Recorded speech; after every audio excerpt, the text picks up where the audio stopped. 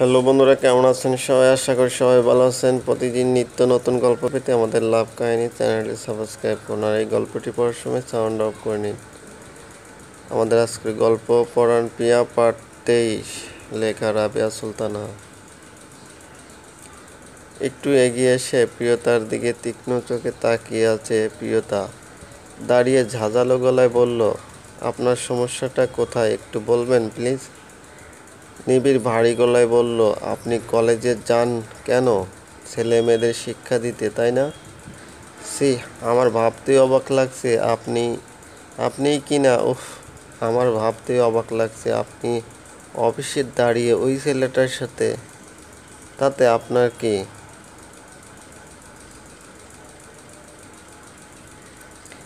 আমার যা ইচ্ছে আমি করব, কারণ আমি তো আপনার কাছে 1 বছর 5 মাস আছি। তারপর তো আমার জীবনে একজনকে প্রয়োজন, তাই না? সে যদি ঈশাকি হয় তাহলে আপনার ক্ষতি কি? নিবিড় প্রিয়তার কথা শুনে রাগ অতিক্রম করে লাল লাল চোখে তাকিয়ে আছে হিংস্র বাঘের মতো। আপনি আপনার তনুষাকে নিয়ে ভালো থাকেন, শান্তিতে থাকেন, সেখানে তো আমি এন্ট্রি করি না। তাহলে আপনি কেন করছেন? আপনার এত জ্বলে কেন? নিবিড় তড়িৎভাবে প্রিয়তার 2 বাহু শক্ত করে ধরে, কারণ আমি আপনাকে। এইটুকু বলেই নিবিড় থেমে গিয়ে নিজেকে সংযত করে কিছুক্ষণ চুপ থেকে, কাল থেকে আপনার কলেজে যাওয়া বন্ধ। প্রিয়তা কপাল ভাঁজ করে, মানে? খুব সোজা, আপনি কলেজে যাবেন না তো যাবেন না, চাকরিটা ছেড়ে দিন। মিস্টার নিবিড়, আপনার মাথা ঠিক আছে? এই চাকরি চলে গেলে আমি কোথায় থাকব? কি করব? আপনার কাছ থেকে চলে গেলে তো এটাই আমার সব। আমার বাড়িতে থাকতে হলে চাকরি নামের এই সব নোংরামি বাদ দিতে হবে। বাবা মায়ের সেবা করুন, এটাই আপনার জন্য বেটার। কথাটা বলেই নিবিড় মনে মনে ভাবছে, শালা আমার বউয়ের হাত ধরা। নিবিড় কি সেটা তোকে আজ ভালো করে বুঝিয়ে দেব।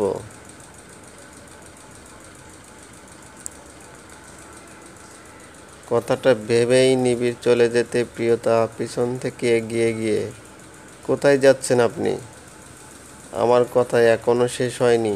নিবিড় থমকে দাঁড়াতে প্রিয়তা আবার বলল, আমি আপনার কোনো কথা শুনতে বাধ্য নই। আমি আমার মতো থাকব। দরকার প্রয়োজন ইশাকের সাথে। প্রিয়তা আর কিছু বলতে পারল না।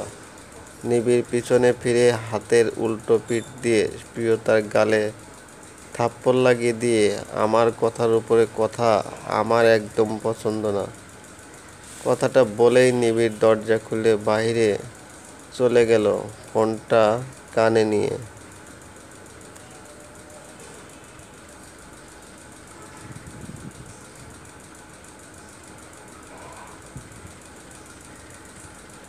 প্রিয়তা গাল ধরে দাঁড়িয়ে কান্না জড়িত চোখে মুখে হাসি ফুটিয়ে, আমি তো তাই চেয়েছিলাম। আমি আজ বুঝেছি আপনি আমাকে ভালোবাসেন, শুধু মুখে বলতে পারছেন না। আপনি যদি আমাকে ভালোই না বাসতেন তাহলে ইশাক আমায় হাত ধরেছে আপনি এতটা কষ্ট পেতেন না। আপনার ভিতরে আগুন জ্বলছে, তাই না? এইরকম আমারও জ্বলে যখন আপনি তনুষার সাথে কথা বলেন আমাকে দেখিয়ে। এখন বুঝেছেন তো ভালোবাসার মানুষ অন্যজনের কথা ভাবলে কতটা কষ্ট হয়। আপনি আমার গায়ে হাত তুলেছেন, আমার কোনো দুঃখ কষ্ট কিছুই নেই, তবুও তো জেনেছি আপনি আমাকে ভালোবাসেন। হোক না সেটা অস্পষ্ট, তাতে কি?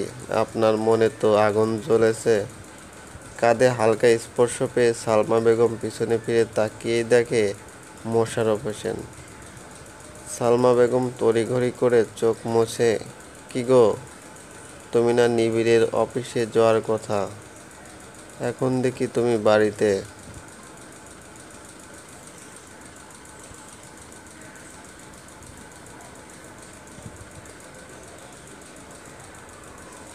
সালমা, আমি বুঝি তোমার লুকানো চোখের পানির কথা। সে কি বলতে চায় কিন্তু সালমা, নিবিড় কিন্তু তোমাকে কখনো সালমা বেগম তড়িঘড়ি করে উঠে দাঁড়িয়ে মোশাররফ হোসেনের মুখে হাত দিয়ে, কেউ শুনতে পাবে, তুমি বসো, আমি চা নিয়ে আসছি। সালমা বেগম কথাটা বলেই রান্নাঘরের দিকে গেলেন। নিবিড় মাহিতকে ফোন দিয়ে ইশাককে তুলে নিয়ে আসতে বলল। নিবিড়ের চোখে বারবার প্রিয়তার হাত ইশাকের মুঠোর ভিতরে তা ভেসে উঠছে।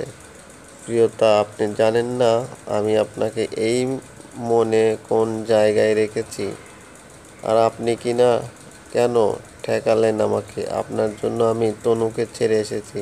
অবশ্য তনু আমাকে কখনো ভালোই বাসেনি, ভালোবেসেছে আমার টাকাকে, কিন্তু আপনার মাঝে আমি সেসব কিছুই দেখিনি। আপনার সততা, বিশ্বাস আমাকে মুগ্ধ করেছে, কিন্তু আজ আপনার চরিত্র দেখে আমার নিজেরই খারাপ লাগছে। ইশাক বসে আছে নিবিড়ের সামনে, ভয়ে ভয়ে। ইশাক নিবিড়ের দিকে তাকিয়ে, আমাকে এইখানে কেন এনেছেন জানতে পারি? নিবিড় গম্ভীর হয়ে বসে কিছুক্ষণ তাকিয়ে থেকে তারপর বলল, মেয়েদের হাত ধরতে খুব ভালো লাগে, তাই না? কি বলেছেন এইসব? ভাজা মাছ এখনো উল্টো খেতে জানেন না, তাই না? আপনি আমার ওয়াইফের হাত ধরলেন কেন? আপনি জানেন তার জন্য আমি আপনাকে কি করতে পারি?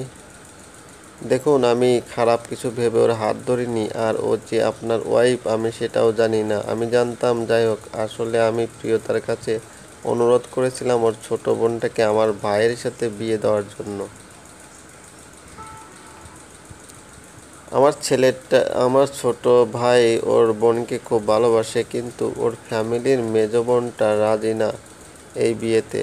সেটা নিয়েই প্রিয়তাকে অনুরোধ করে রাজি করাচ্ছিলাম, কিন্তু প্রিয়তা বলল ওদের কারোর সাথে নাকি ওর যোগাযোগ নেই। তাই আমি ওর নিবিড় ইশাককে থামিয়ে, তাই বলে আপনার হাত ধরতে হবে? আসলে আমি এতটাই ইমোশনাল হয়ে পড়েছিলাম কোনো উপায় না দেখে। প্লিজ আপনি আমাকে ক্ষমা করে দিন। নিবিড় কিছু না বলে উঠে গিয়ে মাহিতকে বলল ইশাককে বাড়িতে দিয়ে আসতে। রাত 11টা। নিবিড় বাড়ি এসে ড্রয়িং রুমে দেখে মোশাররফ হোসেন সহ সবাই বসে কথা বলছে। নিবিড়কে দেখে, কিরে এত রাত করে বাড়ি ফিরে এলি? নিবিড় গম্ভীর মুখে বলল, কাজ ছিল। চোখ দুটো যেন প্রিয়তাকে খুঁজে বেড়াচ্ছে, বারবার উপরের দিকে তাকাচ্ছে। অন্য সময় প্রিয়তা নিবিড়ের কথা শুনলেই নিচে নেমে এসে পানির গ্লাসটা এগিয়ে দেয়, কিন্তু আজ এলো না। হয়তো দুপুরের থাপ্পড়টা বাড়াবাড়ি হয়ে গেছে। এতটা বাড়াবাড়ি আমি না করলেও পারতাম। ড্রাইভার কয়েকটা মিষ্টির প্যাকেট নিয়ে এসে, স্যার এগুলো গাড়িতে রেখে আসছিলেন। শেফালি আপা, এইগুলো নিয়ে সবাইকে দাও। কিসের মিষ্টি? তুই তো কোনো কিছু ছাড়া মিষ্টি নিয়ে আসিস না। মা, আজ আমি অনেক বড় একটা প্রজেক্ট হাতে পেয়েছি, সেটারই।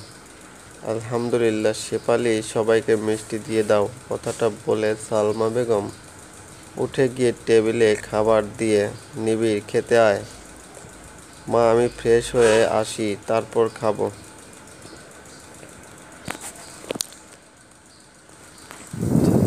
চলবে বন্ধুরা, আমাদের এই গল্পটি যদি ভালো লাগে অবশ্যই লাইক, কমেন্ট, শেয়ার করবেন। আর একটি কথা, এখনও চ্যানেলটি সাবস্ক্রাইব না করে থাকলে প্লিজ সাবস্ক্রাইব করুন। ধন্যবাদ।